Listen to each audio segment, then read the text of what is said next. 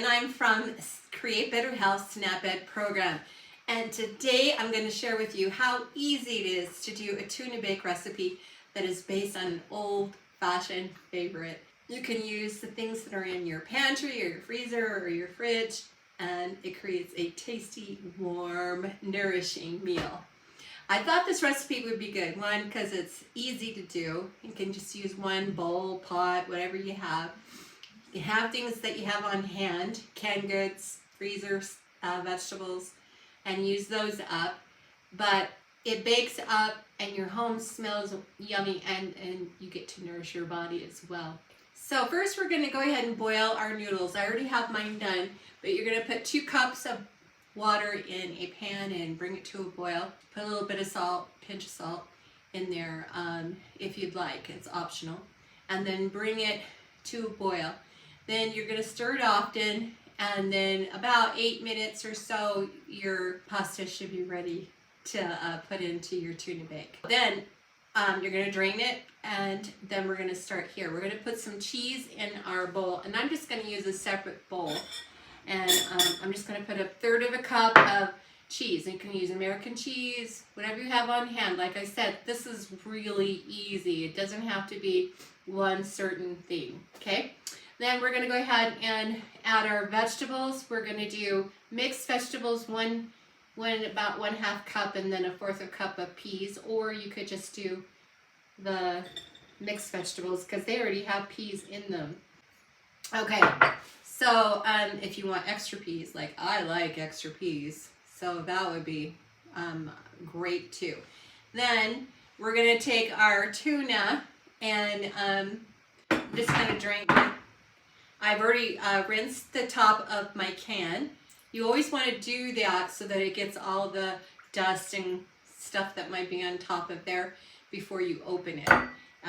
That way it doesn't get inside your food.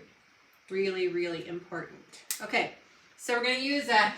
And also when you're using these lids, make sure you put them back in your can when you get done, so when the person who takes the trash out doesn't cut themselves. Another good tip. I'm going to put this right here. All right, so we're going to do 1/2 can of tuna right now. If you want to make a double batch and just use the whole tuna, great. Or better yet, use half, do half for a tuna sandwich for later. There you go. Okay, so we got that. And then let's go ahead and rinse this top because I wanted to wait and show you that it needs to be done. Okay, here we go. Okay, so that's been done. And then just pop that open. And we're going to use 1/2 can of this. And then you could use the other half for a side soup, or you could make 2. And then that's what, freeze the other one. It's great. So we got those 2 going. And then 1/2 can of a bigger evaporated or milk stable. This is a little teeny can, so I'm just gonna kind of eyeball that and see how that goes. So then we're just gonna mix this up, just like so.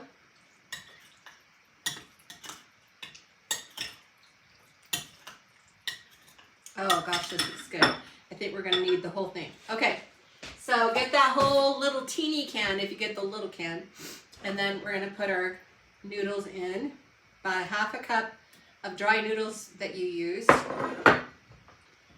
And mix that in.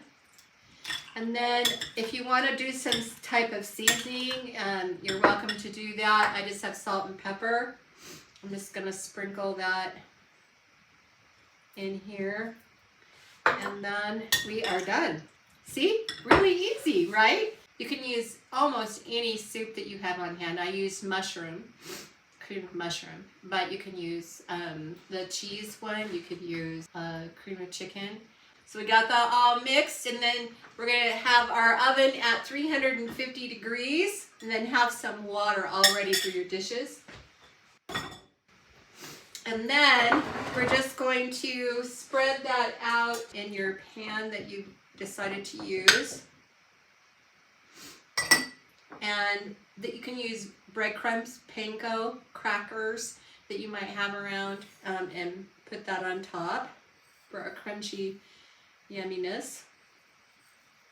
And there's not really an amount, just kind of put what you think you'd like. And voila, there you go. And then it's ready for the oven. And you're gonna bake it for about 25 to 30 minutes until it's kind of bubbling everywhere. And serve it with some fruit like applesauce or oranges. And then you've got yourself a delicious meal.